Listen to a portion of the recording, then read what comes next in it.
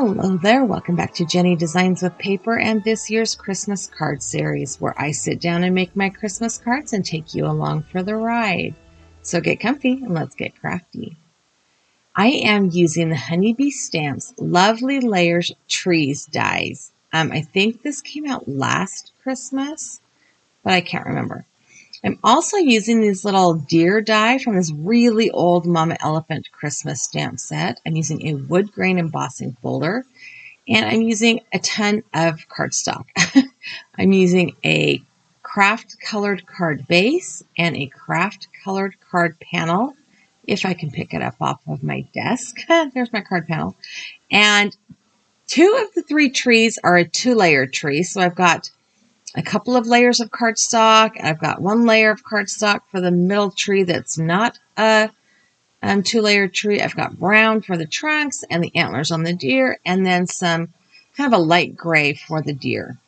So off camera, I went ahead and die cut everything and ran the embossing folder through my die cut machine. And I want to ink up the texture on this embossed piece of paper. And I started with an ink cube, but it was way too small. It was taking way too long. So I pulled out a full-size ink pad. I'm using Simon Says Stamp inks, and this is the color Dark Chocolate. And I'm just very lightly going over the raised portions of this panel to kind of emphasize that wood grain pattern. This is something that will not be super noticeable at the end of the card, which is a good thing because I ended up making a landscape card, not a portrait card, and this embossing folder clearly went landscape. So anyway, we're going to go ahead and ink blend this up just to get that texture showing through a little bit. And then we're going to add some inking to the deer. I'm using that same chocolate or dark chocolate ink. It's, I don't know. I don't know that I love it. These dies do have a coordinating stamp, but I was really not looking to use that. And then I'm going to add a little bit of ink blending to the antler as well, even though you can't really see it in the end because, you know. And same with the tree trunks. I mean, dark brown ink on dark brown cardstock doesn't always really show up, but I was in the add the ink to all the things mode. And you can see I'm just kind of tapping it along those tree trunks. So the tallest tree is a 2-layer tree, and I cut the layers backwards. The solid layer should be the darker color, and the front layer should be the lighter color. I am using evergreen and green leaf inks to, again, just add a little bit of dimension to the front and back of this tree, or layers of this tree. And I did flip it over to kind of push some ink through the cutout parts. Just, I don't know if it actually did anything. It just, in my mind, seemed like the thing to do. Mostly I am doing the edges because that's what I did. I really have no rhyme or reason as to why I did that. For the smallest tree, it is also a 2-layer tree. I used, let me think, jade green and teal inks and some papers that were similar in color. I don't know what color these papers are, mostly because I didn't look. And there is one tree that is single layered, and it is quite deeply, or the die itself is embossed. I should have kind of misted this paper to give it a deeper embossing, and then also used like that rubber embossing mat with my die cut machine to emphasize those the embossing on that die. But I didn't. This is the first time I've used this die set, and now I know how to make it right. So assembling of the trees. The trunk is meant to go between the 2 layers on this tall tree. And that is so that you can see it kind of through the cutouts on the top layer, which I think is kind of ingenious. Like, I am really impressed with some of the thought that goes into the layering dies that Honeybee creates. It's just really well thought out. I'm using Tombow Mono Glue. I don't care if it squishes out a little bit because you won't be able to see it when it dries. It dries clear. I'm using one of the short trunks on that medium tree, and then I'm going to use the tall trunk on the short tree and then just cut it off. Because I liked how you could see the trunk through the top layer. I just, again, think that's just rather ingenious of Honeybee designers.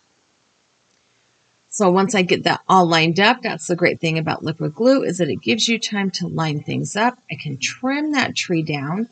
Now, this deer has antlers that are a separate die, so you could make it either a mama deer or a daddy deer. And I could not remember for the life of me if they were supposed to go on the back of the cutout or the front of the cutout. But then I felt like they needed to go on the front of the cutout because it's more like the deer is facing away than towards you. And I felt like it needed a little more emphasis, so I pulled out the stamps that go to these coordinating dies, and I'm using a stamp block. I am using a Concord and 9th ink cube in the color, let me see, wheat. I had to look in my drawer. They did not stamp perfectly. They did not line up perfectly, but I'm not super concerned. Especially the larger deer, because the part of him that doesn't stamp great will be hidden behind the trees on the final card. And I think the reason it didn't stamp perfect is because I have the antler already attached, but again, it doesn't matter. So I kind of fidgeted with things and realized this was going to have to be a landscape card in order to get all of the trees and the deer on the front of this card. And that's what I wanted, all of the trees, because all of them, I wanted all of them on there because I needed them to pull the deer off of the background, because I cut the deer in the same color of cardstock as the card panel.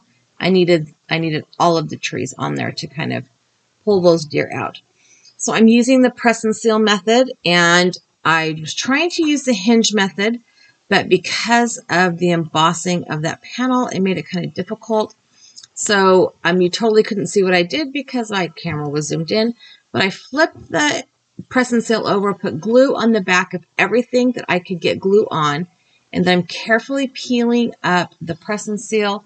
I will go ahead and add glue behind the deer because they did not get much, and the little deer didn't get any glue on it because of the way it was wedged between, I speak English, I promise, between the trees. But now that I have that all put together, I'm going to add some snow. This is the Marvy snow pen, and it comes out kind of like an acrylic paint pen, and it's just this white, weird liquid, but it's kind of magic because once you put it on there and then take your heat gun to it, it puffs up and it makes snow, and it is amazing. I used this pen on a crime and coloring card a few weeks ago. The little mice on the sled on the hill, the purple one. I'll try to remember to link that one. But this snow pen is awesome. So I'm just taking my heat tool. This is in double time, and my heat tool was cold. I hadn't used it yet today. So you can see it doesn't take much time, and as it heats, it puffs up.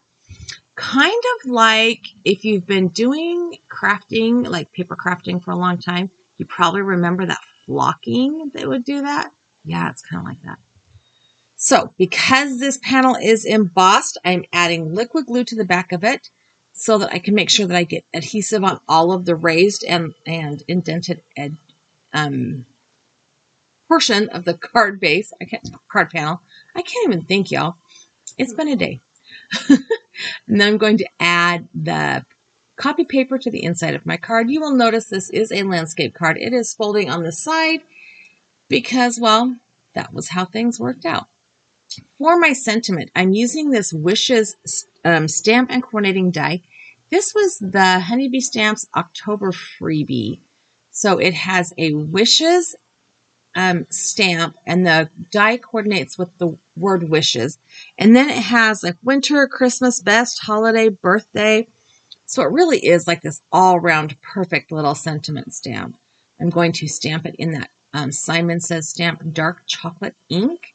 And I will stamp the wishes part down first, and then I will add the Christmas word to the top of that paper, ink that up, and stamp it as well. And then off camera, I am going to go ahead and run that word wishes through my die cut machine with its coordinating die and trim down the Christmas word. And then I'm going to just adhere them to my front of my card. I will be using liquid glue again because of the embossing on the front of that card panel. And my paper's cut a little bit wonky there. So I'm going to go ahead and put that down. And I like that I use the same color because it kind of blends, like the edges kind of blend into the background of the card. And all you see is that sentiment as if I had stamped it right on the front of the card. So here is a close-up of that snow. I hope you could see that. I love that Marvy snow pen. It is super, super cool. I will link where I bought it on Amazon down below. Thanks for hanging out with me today. I hope you enjoyed the video. I have a couple of other videos here that I think you would like as well. I have also added that subscribe button. If you have not subscribed, please do. I would love it if you did. Leave me a comment down below. Give me a thumbs up and have a really fabulous day.